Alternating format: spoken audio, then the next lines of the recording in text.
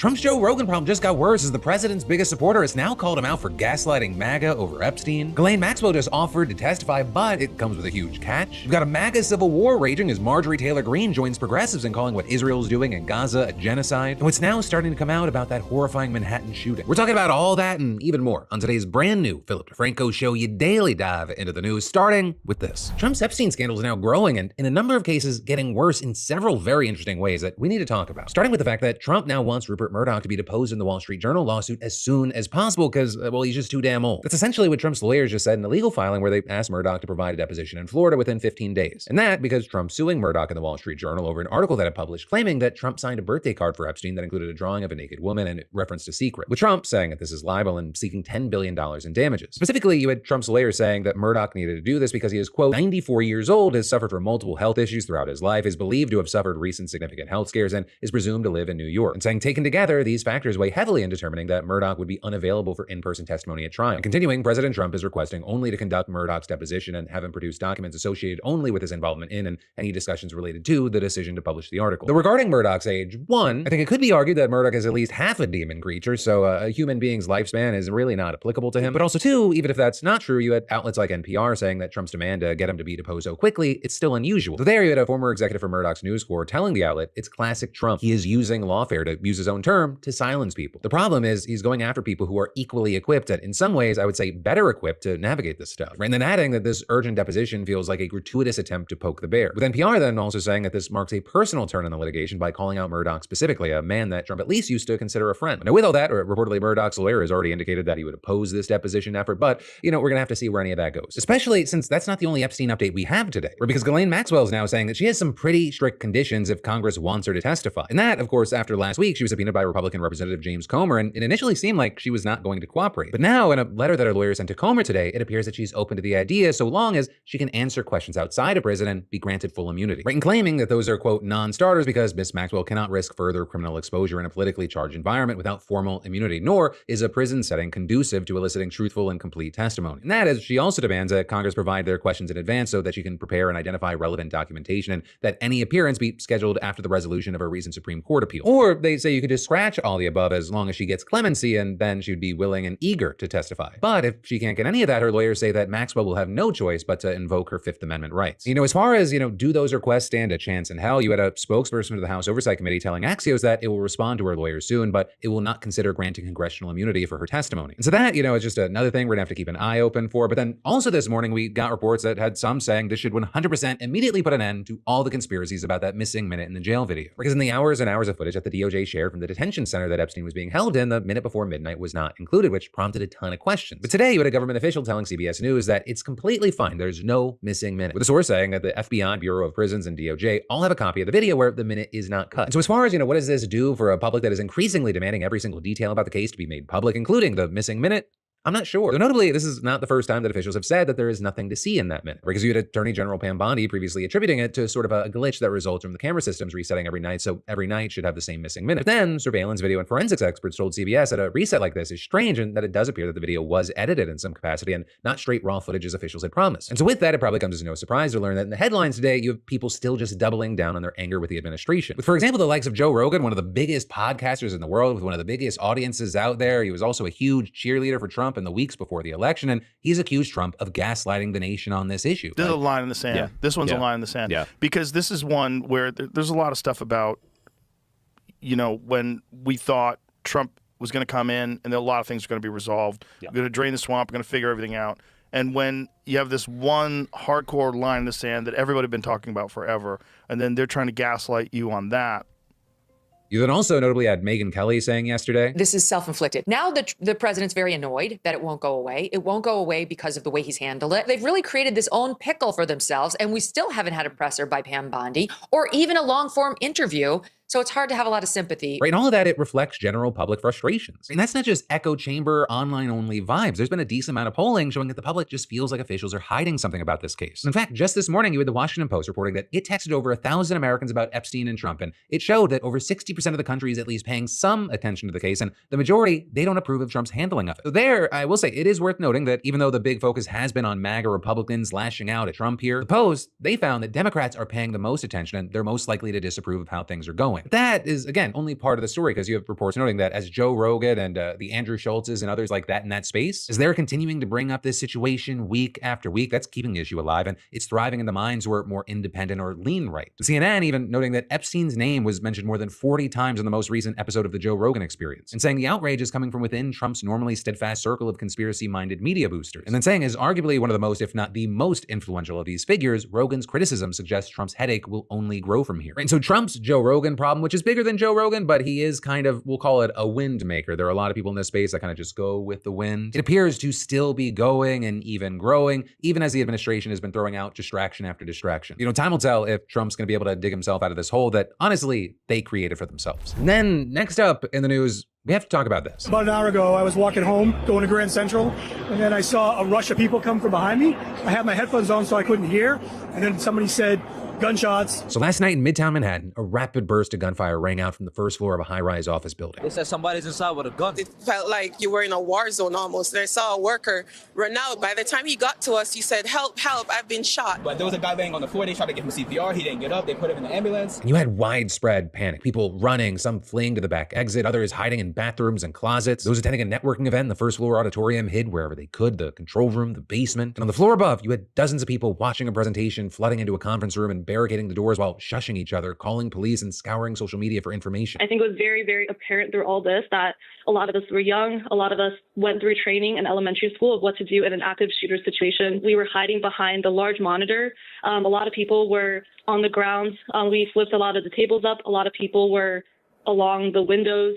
Some people, if they were a bit later getting there, they really unfortunately had to just pull curtains over themselves. I texted people good in my life that I love them. So what happened? Well, as we later find out, a man had parked his car outside and walked into the building carrying a high-powered M4 assault rifle. You then had police saying that he entered the lobby, turned right, and immediately opened fire. First, shooting a police officer, then a woman who ran for cover behind a pillar, then another man who escaped with injuries. And then, according to police, after spraying the lobby with more gunfire, the gunman entered the elevator bank, shooting a security guard who had ducked under the desk, with him then reportedly calling the elevator, and when it arrived and the doors opened, a presumably startled woman was inside. But inexplicably, police say that the gunman let her exit and passed by him unharmed. Then he went up to the 33rd floor where the offices of Rudin Management are located, walked through it, reportedly shooting another person. And then finally, he walked down a hallway where he apparently took his own life. And so in total, not including the shooter himself, you had 4 people reportedly killed and 1 critically injured but stable as of this morning. With the dead, including Didarul Islam, an NYPD officer who was a husband, a father of 2, and had a 3rd child on the way. He put himself in harm's way. He made the ultimate sacrifice.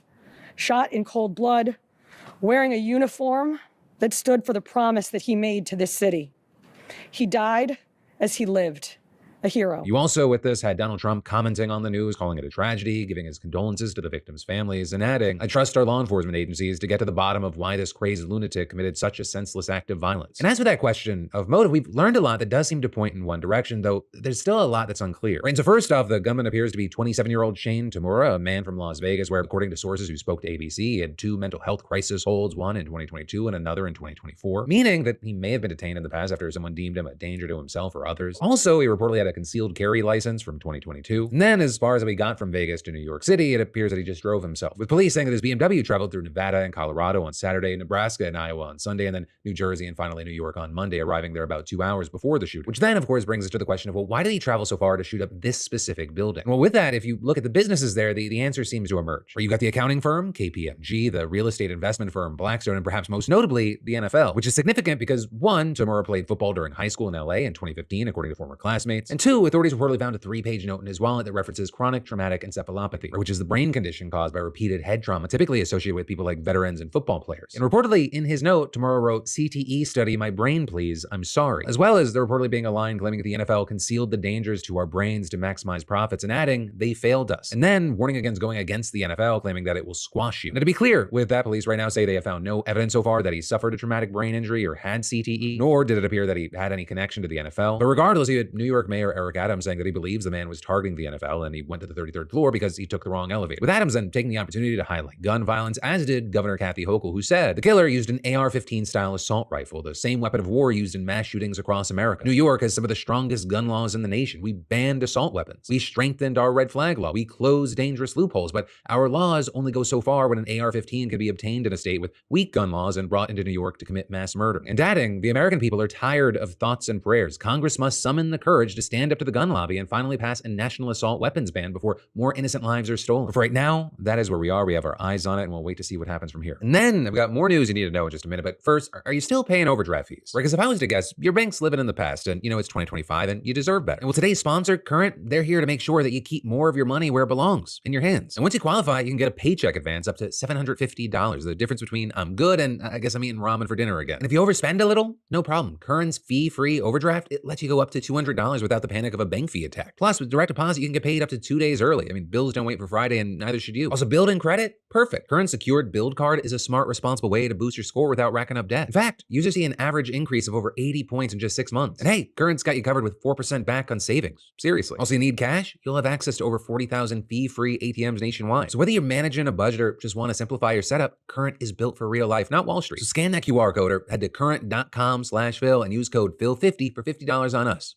Terms and conditions apply. And then next up in the news, Marjorie Taylor Greene just became the first Republican lawmaker in Congress to call the crisis in Gaza a genocide. Right? And specifically, her comment was made in reaction to a social media post last week from her colleague, Republican Representative Randy Fine. And there you would find responding to an article about how 15 people, including 4 children, had died of starvation in Gaza over the previous 24 hours. And you had him writing, release the hostages. Until then, starve away. This is all a lie anyway. It amazes me that the media continues to regurgitate Muslim terror propaganda. And then yesterday you had Greene making her own post responding to an article alleging that the powerful pro-Israel lobby AIPAC had removed Fine from their list of endorsed candidates, with Greene noting that Fine had barely won his seat in a deep red Florida district and writing, I can only imagine how Florida's 6th district feels now that their representative that they were told to vote for openly calls for starving innocent people and children. And then adding, it's the most truthful and easiest thing to say that October 7th in Israel was horrific and all hostages must be returned, but so is the genocide, humanitarian crisis, and starvation happening in Gaza. With her then continuing, but a Jewish U.S. representative calling for the continued starvation of innocent people and children is disgraceful. His awful statement will actually cause more anti-Semitism. And so her comments, they're notable for a number of different reasons. Because not only is she reportedly the first Republican in Congress to call what's happening in Gaza a genocide, she's one of the few lawmakers to do so at all. If you look into it, only a handful of other progressives have actually used that label, and most of them are her sworn enemies on the squad. Though that, as of course I have to mention, that claim has been backed up by numerous leading human rights organizations, including, most recently, a top Israeli rights group. But also, in addition to that, it's notable because it marks a dramatic shift for Greene. Right, not only did Greene follow the party line on Gaza, she went out of her way to try to punish those who spoke out against Israel. Back in November of 2023, she led a failed attempt in Congress to formally reprimand Representative Rashida Tlaib, the only Palestinian-American member, for comments that she made at a pro-Palestine protest outside of Congress. Comments that, key thing here, included describing Israel's actions as genocide, with Greene explicitly accusing Tlaib of anti-Semitic activity and sympathizing with terrorist organizations. But now, in recent weeks, we've seen Greene starting to embrace the same exact rhetoric that she tried to punish Tlaib for, making numerous public statements, taking aim at Israel, and proposing an amendment that could cut $500 million in American funds for Israeli missile defense. So, of course, that measure ended up failing by an enormous margin, with just 6 members voting in favor. And so with all of that in mind, right, we've seen a pretty mixed response to her shift. You've got some praising her for speaking up, including plenty of people who do not support her, like one user who wrote, exceedingly rare W from MTG, what the fuck? You then also had a lot of people taking aim at Democrats, posting things like, when Marjorie Taylor Greene is capable of saying there is a genocide in Gaza, there is no excuse left for the hundreds of Democrats who continue to lie and hide behind their corporate donors. But then, on the other side, you also have a lot of people noting that Greene, she has a history of being openly anti-Semitic. And they're notably, I'm not talking about the perspective from some that all criticisms of Israel or the Israeli government is anti-Semitic. I'm talking about Jewish space layers and racist conspiracies, which is then why you had some saying that it's hypocritical for her to accuse Fine, who's a Jewish lawmaker, of increasing anti-Semitism when she has actively spread anti-Semitic hate. With some then more directly claiming that her stance is actually rooted in anti-Semitism, arguing, well, she's an anti-Semite, and that also means she incidentally opposes Zionism too. Nothing to do with the genocide, mind you. But then at the same time, you had others arguing that this represents a change in the general discourse around Gaza, with one user posting that Greene shift shows just how undeniable the horrors in Gaza have become, and adding, even those who once blindly supported Israel are starting to break ranks. The truth is loud, and it's forcing even the most unlikely voices to speak. But as we see things like this breaking through, as we see things developing, I gotta ask you, what do you make of this? What's your reaction? And what do you think happens from here? And then I've got more news for you in a second, but actually in place of a sponsor, I'm just gonna promote something else that I'm doing that I think you'll like. And that is, I've got a brand new weekly interview podcast called In Good Faith with Philip DeFranco. And in these first few weeks, I've had Pete Buttigieg, Tim Miller, and Alex Perlman on. I also really think you're gonna like this week's guest. New episodes are available first on Spotify and Apple Podcasts, links to both down below. And actually, a massive thank you there already, because y'all have already made the In Good Faith with Philip DeFranco podcast the 23rd and rising trending podcast over on Spotify, but I also need more of you to keep climbing those charts. And hey, before or after you listen to the podcast, just subscribe and give us a 5-star review. It helps out the show. And then next up in the news, if you're American, you might be getting a $600 tariff rebate soon. Maybe. I'll explain. So yesterday, Senator Josh Hawley introduced a bill that would give $600 each to American adults and their dependent children. And the idea here is that the funds would come from the revenues that the government is reaping from Trump's tariffs. With Hawley saying in a press release announcing the move, The United States now has record monthly tariff revenue, which nearly reached $30 billion in June. Several projections suggest the United States could see over $150 billion in tariff revenue in 2025 alone. In this move, it comes after Trump said on Friday that he would support sending some kind of tariff rebate to Americans. We have so much money coming in, we're thinking about a little rebate, but the big thing we want to do is pay down debt.